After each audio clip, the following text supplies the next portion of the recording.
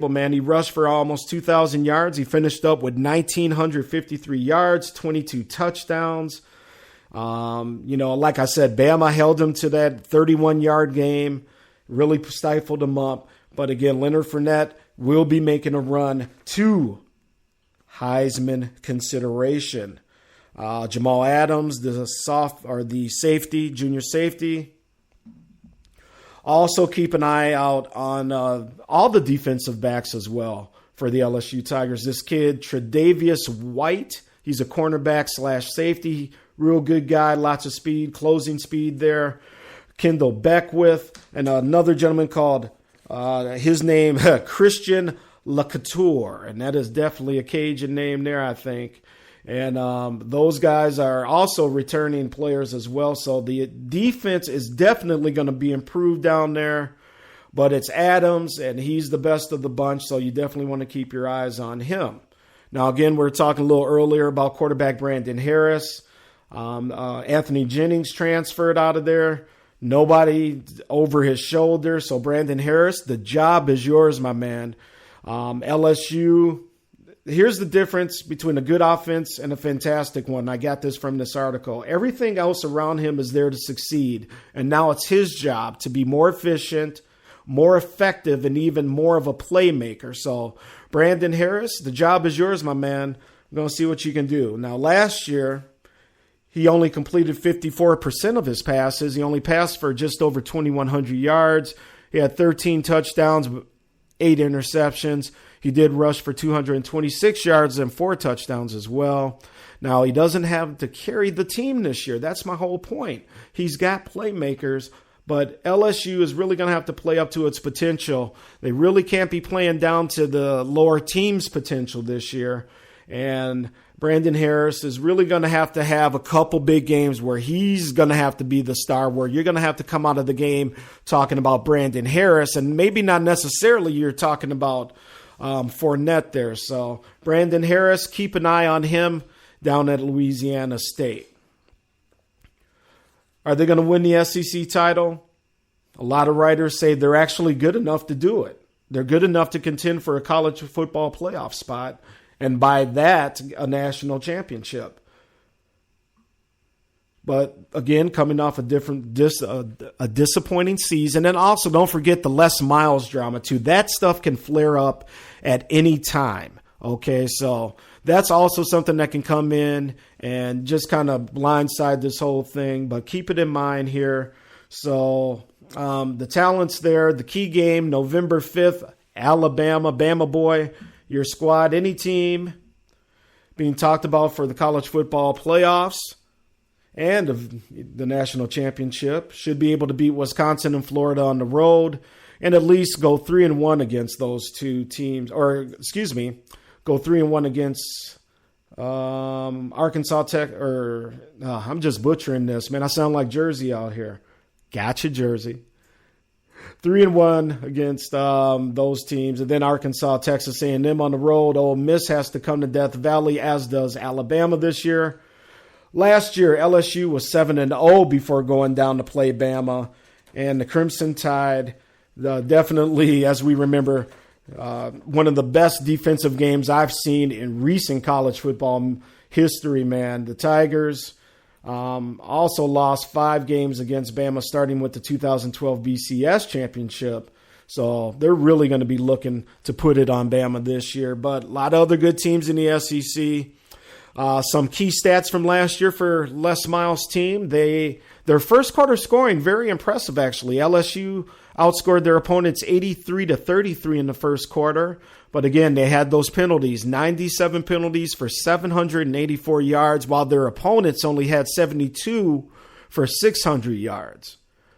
LSU had 34 sacks for 236 yards. Opponents had 17 sacks for 119 yards. So this could be a real interesting year for the LSU Tigers. As they say, go Tigers down there in Cajun land.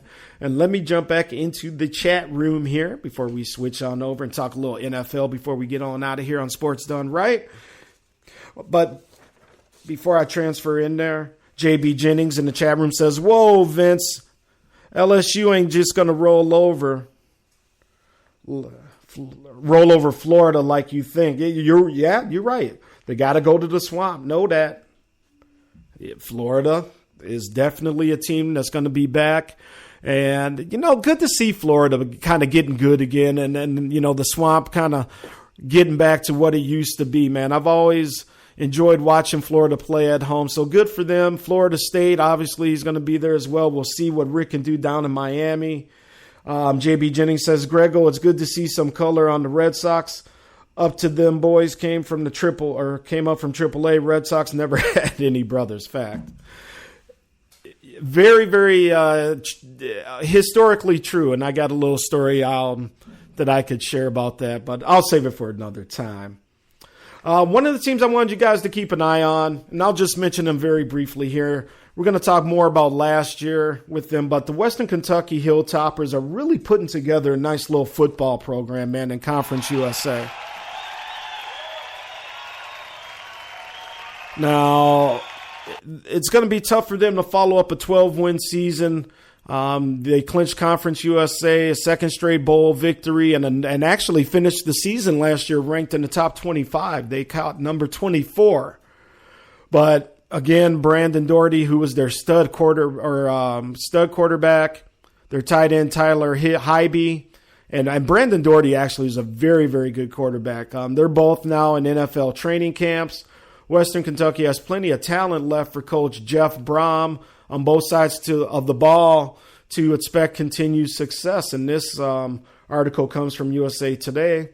Western Kentucky returned 7 offensive starters from their high-octane squad that averaged 50 points a game, going unbeaten in league play last year. 5 are on the offensive line. That helped running back Anthony Wales rush for over 1,000 yards last year, and they should provide ample protection this year as well.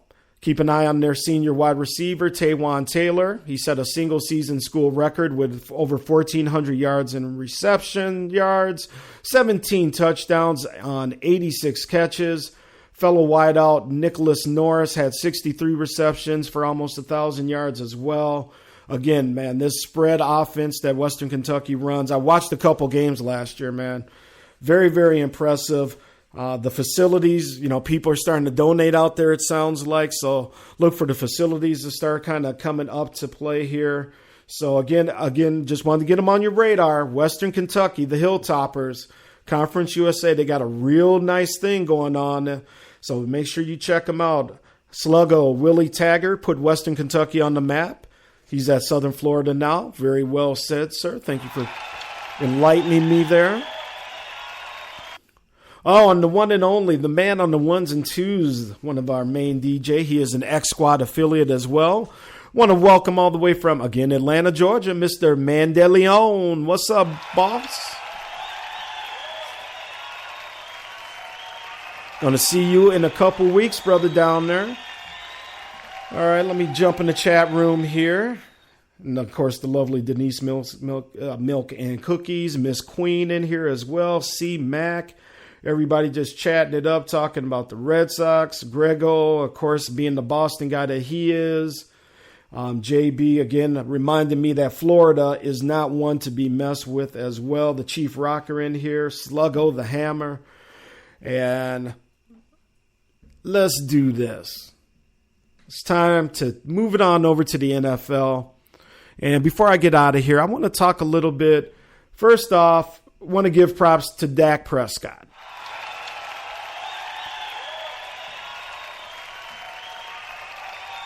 Now, we've all been talking about Dak out here in all the chat rooms on Stewart Media and Entertainment and all the shows, and everybody's had their opinion. Now, the Gov is one guy. Hey, man, I'm pulling for these young African-American quarterbacks.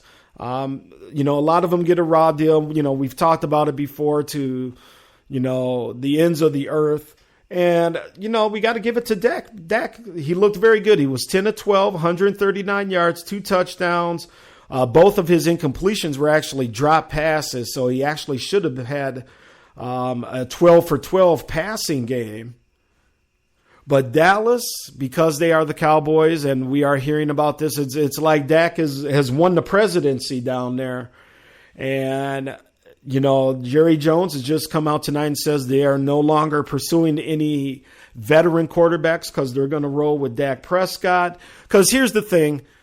Obviously, I hope his success continues because Romo's going to go down. But here's the thing of Romo. This guy's a very exciting player. And, ask Magic Man Don Mikowski about getting injured and going out the game and having a young gentleman named Brett Favre come in to fill in for a couple weeks. We know what happened there. Dak Prescott, hell of a guy, should not have been drafted in the 4th round, should have definitely been a first-round pick. Again, that's a show for a whole nother topic there. But, I just want to cool the Jets. It's one game, and that's how I am. I'm a little bit more of a pessimist in this respect.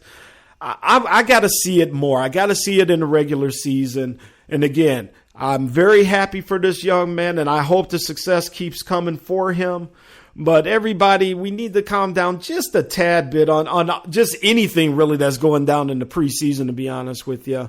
I'm, again, very happy for the guy. Hope it continues. But, been listening to a lot of Dallas sports talk. I've kind of made it a point after that Dallas game there. And yeah, there's some people ready to run Romo out of town down there. And they're all ready for Dak to come in off this one game. So we will see. But again, congratulations, Mr. Prescott, because you definitely should not have been left to the 4th round to be drafted. We're very, very happy for your success. We'll see what comes from this. Now, Jerry Jones said he's come a long way from Canton, Jones said, but it was certainly a great start. It was just good to see the coaching staff and everybody get behind the promise of what he might be what he might be able to be as a player.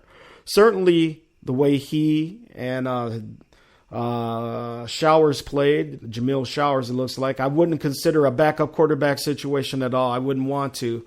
But anyway, deterred the progress and the excitement that he can bring to the building for our team and the future. So Jerry is all about the money, as Nino the Wino says. But Jerry is really impressed with Dak. And by the way, this is probably going to be his quarterback at some point this season because, as we know, Romo, hard to keep him upright lately. So with that being said, got to give a proper welcome to the one and only Nino the Wino. What's going on, sir? Appreciate you stopping by here on Sports Done Right on the Stewart Media and Entertainment Network. One of the other players we got to give it up for as well, and I know Ninja is out there, and he's going to be loving what Cardell Jones did as well. So another great job there, Cardell, taking them Bills down, getting that game-winning drive. Congratulations to him, looking good as well. And be interesting to see. I don't know, if he's going to get a lot of touches this season, obviously, but looking good, big, strong dude, and very capable of doing what he did down there. So congrats to Cardell as well. Getting this chat room here again, Vince Wright, Sports Governor on the Stewart Media and Entertainment Network.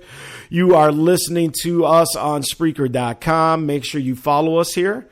Hit that chat bubble once you sign up for your account at Spreaker, and you can jump in the chat room, chop it up with us, hang out, do what you got to do.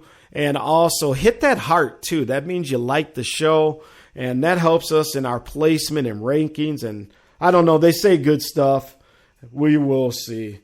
Anyway, 12, there's that Ninja, my main man. 12 Gauge did the same thing, but it wasn't on national TV, so the media is acting like they didn't see it. Yeah, I caught it on the highlights there, Ninja. But again, great job by Mr. Cardell Jones, former Buckeye.